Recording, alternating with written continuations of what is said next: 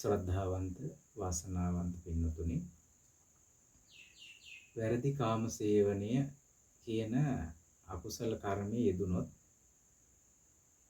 ඒ අකුසල කර්ම විපාක විදිහට ඒ බුදුරජාණන් වහන්සේ පෙන්ලා දෙන එක නිරේගාමී වෙන්න හේතුවක් වෙනවා ඒ කර්මය. ඒ වගේම ඒ ජීවිතවල බොහෝ සතුරු ඇති වෙනවා. ඒ කියලා කියන්නේ මනුස්ස ලෝකේ ආපුවන් පස්සේ හැම තැනම හතුරු. එයාට හතුරු වෙනවා ගොඩක් අය. අවුන් බිරිඳත් හතුරෙක් වෙනවා. සැමියාත් හතුරෙක් වෙනවා. ඊට පස්සේ දරුවෝත් හතුරු වෙනවා. ආලපාල මිනිසුත් හතුරු වෙනවා. හේතුව බොහෝ ජනයාගේ වෛරයට පාත්‍ර වෙන දෙයක් කරන නිසා. දැන් අපි හිතමු අපි අනියා සබතයි පතුරවනවා. එතකොට ඒ කරන නිසා ඒගොල්ලන්ගේ දරුවෝ ඔබට වෛර කරනවා. පවුලේ වෛර කරනවා. දෙමව්පියෝ වෛර කරනවා. ඒතර මේක අකුසල කර්මයක් විදිහට බොහෝ වෛරක්කාරයෝ හැදෙනවා කියන යා මනුස්ස ලෝකේ ආවොත්. බුදුරජාණන් වහන්සේ කාලෙත් එහෙම සිද්ධියක් වුණා. ඒ බුදුරජාණන් වහන්සේ කාලේ මේ හිටියා මේ සිටු දියණිය. ඒ සිටු දියණිය හරිම හොඳයි. කොච්චර හොඳයිද කියලා කියනවනම් හොඳටම හොඳයි. ඉතින් හරිම ගුණවන්තයි. හරිම සීලවන්තයි. නරකක් කියන්න දෙයක් නැහැ එයාගේ. ඉතින් ඒ ඉසිදාසි නම. ඉතින් ඒ සිටු දියණියට විවාහයක් කරලා දුන්නා තාත්තා. ඉතින් සිටු පවුලකින් ඉතින් පොසත් මිනිස්සු එහෙමනේ විවාහ කරන්නේ. ඒතකොට විවාහයක් කරලා දුන්නා. ඒ සැමියාට හරීම භක්තිවන්තයි. ඉතින් ගෙදර ගියපුවාම පුදුම විදියට කෑම බීම හදලා දෙනවා, ආදරෙන් සලකනවා. ඉතින් සැලකිලි වැඩි. උපරිම සැලකිලි කරනවා. පුදුම ගෞරවයකින් සලකනවා. හරිද? ටික දවසක් යනකොට අර සැමියාට මෙයාව එපා වුණා. කිසිම වරදක් නැහැ. ඒ සැමියා කීවා මේ බිරිඳ මට එපා. එයාගේ දෙමාපියන්ට කිව්වා මම ජීවිතේ නැති කර ගන්නවා මෙයාත් එක්ක මට ජීවත් වෙන්න බෑ කියලා. ඊට පස්සේ දෙමාපියව හේතුව මොකද්ද? ඉතින් කියන්න හේතුවක් නේ. දෙමාපිය හරිම ආදරේ මේ දුවට. මේ ලේලිට හරිම ආදරේ. මොකද හේතුව ඒ ලේලි නිසා ඒගොල්ලන්ගේ ගෙවල් එළිය වැටුණා. කරදර නැති ප්‍රශ්න නැති බුදුම සැනසිලිදායක ඒ දෙමාපිය කියන පුතේ ඔයා අපේ දුවක් වගේ. එහෙම හිටපු බිරිඳව අර සැමියාට තිත්ත වුණා. එපාම වුණා. කියන්න කිසිම සාධාරණ හේතුවක් නැහැ. එයා කියන්නේම මන් දන්නේ මට මේ බිරිඳ එපා. එපාමයි කිව්වා. ඊට පස්සේ අර දෙමව්පියෝ කිව්වා අර සැමියාගේ දෙමව්පියෝ කිව්වා එහෙනම් පුතේ දුවේ අපේ කර්මය කිව්වා. ඔයා වගේ ලේලියක් ඔයා වගේ දුවෙක් ලබන්න අපිට පින නැහැ. අපේ පුතාටත් ඔයා වගේ බිරිඳක් ලබන්න වාසනාවක් නැහැ කියලා ඒ විවාහය එතනින්ම ඉවරයි. ඊට පස්සේ මේ දුව ගෙදර ගියා. ඉසිදාසි ගෙදර ගියා. ගෙදර ගිහින් ඉද්දි ආයෙත් ඒ ඉසිදාසිගේ දෙමව්පියෝ ඊට වඩා ධනෙන් අඩු කෙනෙක්ව විවාහ කරලා දුන්නා. ඉතින් එයාගේ කැමැත්ත පරිදි විවාහ වුණා. ඒ විවාහෙත් අර වගේම ටික දවසයි ගියේ මේ විවාහෙත් කැඩිලා ගියා. හරි ගියේ නැහැ. පුදුම පීඩාවක්. ඉතින් විවාහයක් නැති වුණාන් පස්සේ මොනතරම් මානසික පීඩනයක් ඇති වෙනවද කියලා. ඊට පස්සේ නොයෙකුත් හේතු පදනම් වෙනවා ඒවට. ඉතින් ඒ විවිධාකාර හේතු තියෙනවා. මේ විවාහෙත් හරි ගියේ නැහැ. ඒ විවාහේ කැඩලා ගියා. ඒ විවාහ වෙන්න සැමියාත් අර විදිහටම කිව්වා මට නම් එපා. මට නම් මෙයාත් එක්ක ජීවත් වෙන්න තිත්තයි කියලා කිව්වා. හැබැයි හොඳටම හොඳයි. ඒ බිරිඳ හොඳටම හොඳයි. සිතාසි හොඳටම හොඳයි. දෙමව්පියන්ට සලකනවා, සැමියාට සලකනවා. ඒ කියන කරන හැම දෙයක්ම ඒගොල්ලන්ට කරලා දුන්නා. ඒත් කිසිම හොඳක් අහන්නේ කිසිම හොඳක් අහන්නේ ඊට පස්සේ ආයෙත් ගෙදර ආවා. ඊට පස්සේ දැන් කවුරුත් විවාහ වෙන අදහසක් ඇත්තැරලා හිටියා. ඉන්නකොට ගෙදරට ආව මේ තරුණී සිංගමන්‍ය දිනගෙන. ඉතින් කබල් ඇඳුමකුත් ඇඳගෙන වළං කට්ටකුත් අරගෙන ආවා. ඊට පස්සේ සීතු තාත්තා කිව්වා ළමයි උඹ මේ තරුණ කාලේ ඉංගකකා යන්න ඕනේ නැහැ. උඹ අපේ ගෙදර නතර වෙලා. ඔය වැරහැලි ඔක්කොම අයින් කරලා දාලා හොඳ සූට් බූට් ඇඳගෙන මෙන්න අපේ දුව විවාහ කරගෙන හොඳින් කාලා බීලා ඉඳපල්ලා කිව්වා. මේ සල්ලි තියෙනවනේ ඒගොල්ලෝ. අර තරුණයා ඉතින් ඉහෙලින්ම කැමති වුණා. නේද? දැන් කාලෙත් එහෙම හොයනවන්නේ දැන් හොඳ සල්ලි තියෙන ගෑනු ළමයි කසාද බැඳගත්තොත් මගේ ප්‍රශ්න ටික නම් ඉවරයි කියන ළමයි කොච්චර ඉන්නවද? එයාට නිකම් මේකේ හම්බ වුණා.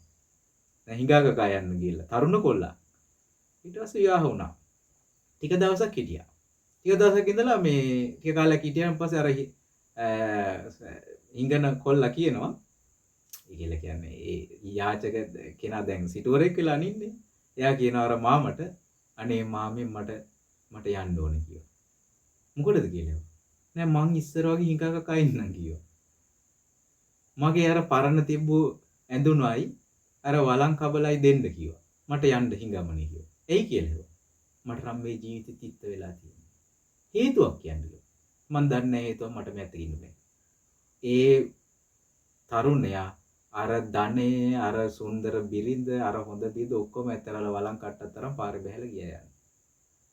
ඉසිදාසිට ඒ කියන්නේ අර සිටු දියණියට ඒ දුවට ජීවිතේ එපා වෙන තරම් කලකිරීමක් ඇතුණා. ඇයි? දැන් විවාහ ගණනාවක් කරා ඒ කිසිම හේතුවක් නැතුව. එතකොට දැන් එයා දැන් විවාහ කීපයක් කරනකොට ඒ අඩුපාඩු නැතුව ලස්සනට ජීවිත ගෙනියන්න බලනවනේ.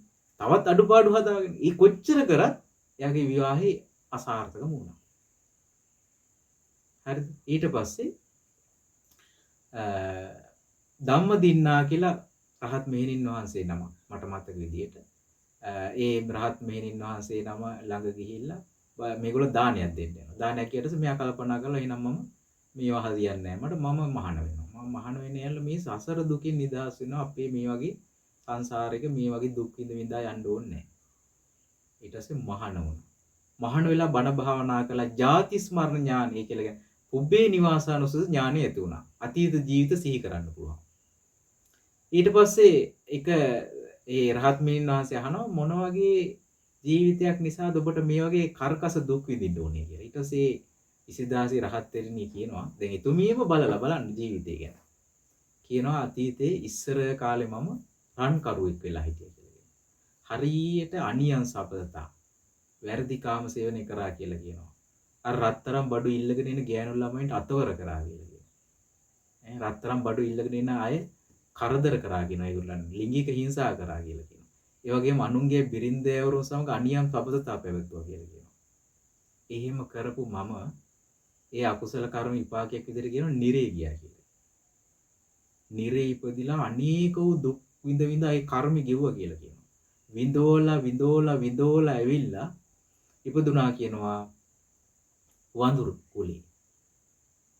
වඳුරෙක් වෙලා. පොඩි කාලෙම අර ලොකු වඳුරු පිරිමි වඳුරු පැටයි ඉපදුනා මරනවනේ. මෙයාගේ ලිංගික ප්‍රදේශේ හූර්ලා දැම්මා. කඩලා දැම්මා. ඒකෙන්ම පණුව ගහලා මැරලා ගියා. ඔන්න වැරදි කාම සේවනයේ ආදීන. ඒවා සසරට යන හැටි අපි නොයෙකුත් හේතු කියමින් සාධාරණීකර කරමින් දුස්සීලකම හොඳයි කියලා පිළි අරගෙන අපි හිටියට ඒකේ ආස්වාදේ බොහොම චුට්ටයි. ඒ කර්ම විපාක වල ආස්වාදේ බොහොම චුට්ටයි. ඒක රටේ ලෝකෙ පිළිගත්ත. ලෝකෙ ඔක්කොම කරා කියලා ඒක කර්මයෙන් නිදහස් වීමක් නේ. අකුසල කර්ම තමන්ගේ ජීවිතේට ඒ ජීවිතවලදී බලපාන. අපි පිළිගත්තත් නොකැලලත් ඒක වෙනම කතාවක්.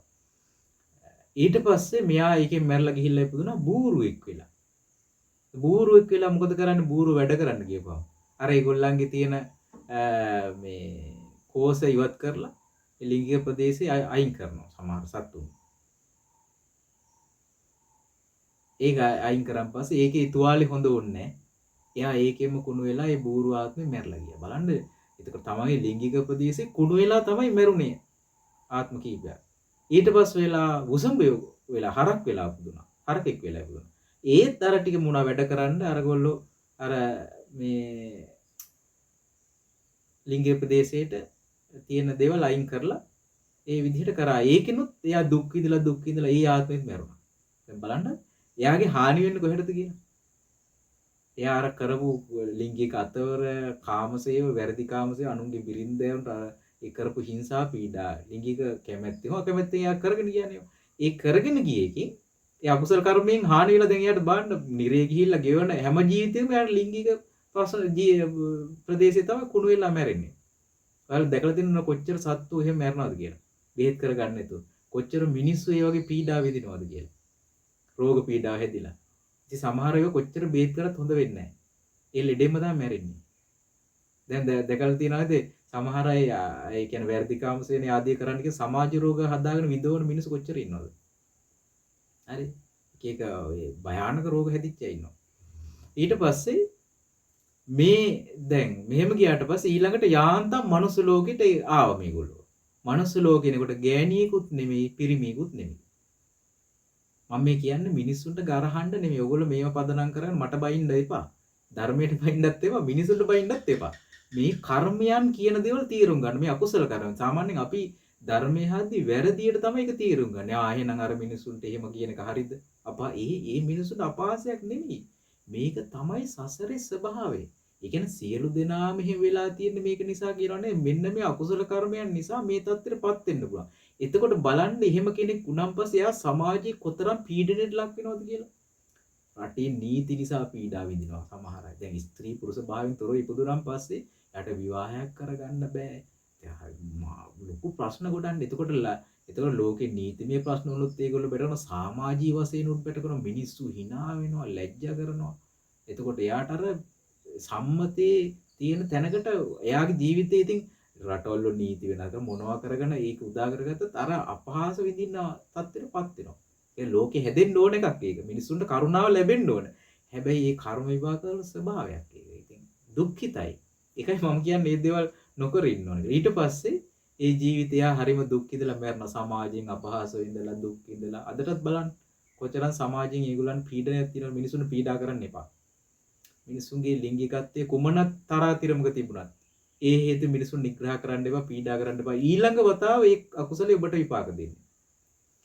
හරිද? එතකොට බුදුරජාණන් වහන්සේ දේශනා කරනවා දැන් ඔහොම ගියාට පස්සේ මෙයා ඒ ජීවිතේ දුක් විඳලා මැරලා ගියා රස්සාවක් දෙන්නේ නැහැ. එහෙමනේ දැන් ඒ වගේ අය වුණාම රස්සා දෙන්නේ නැහැ කට්ටිය. මේ ඉතින් රස්සාවක් කරගන්න විදියක් නැහැ, කන්න බොන්න විදියක් නැහැ, දෙමව්පියොත් ලැජ්ජා කරනවා, ගෙදරිනුත් ගහලා ඉලෙව්වා. ඔය වගේ ප්‍රශ්න ගොඩක්.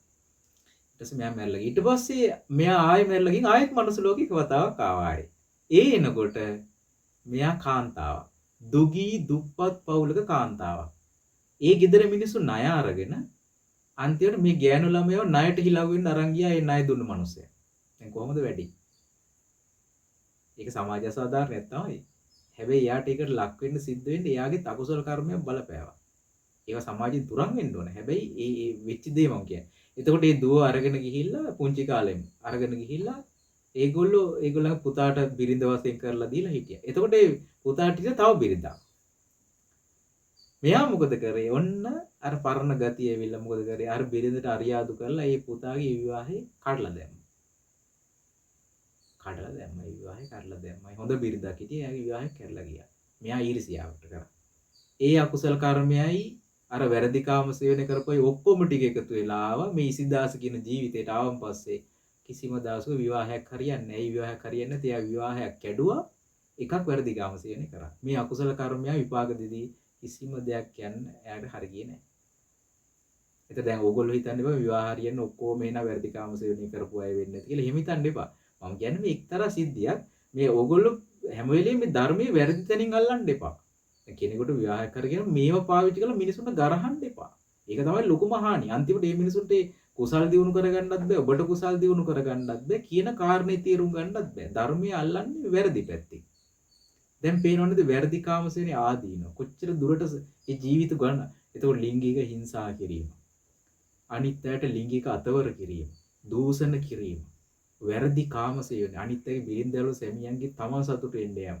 මේ අකුසල කර්මයන්ගේ විපාක ජීවිතයට ඇදෙන හැටි පේනවනේ. කොච්චර දුකක් විඳින්න වෙනවද? ඒ නිසා මෙව්වා කරන්න එපා.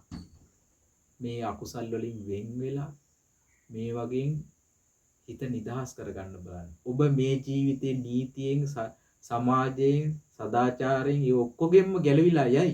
හැබැයි ඔබට කර්මයෙන් ගැලවෙන්න බෑ. ඊළඟ උපතට ඒකේ දුර්වලතාවයත් එක්ක තමයි ඔබ උපදින්නේ. ඒ නිසා මේ වගේ අකුසල ධර්මයෙන් වලින් වින්විලා සිල්වත් ගුණවත් ජීවිත ගත කරන්න උත්සාහ කරන්න. හැම දිනාටම තෙරුවන් සරණයි.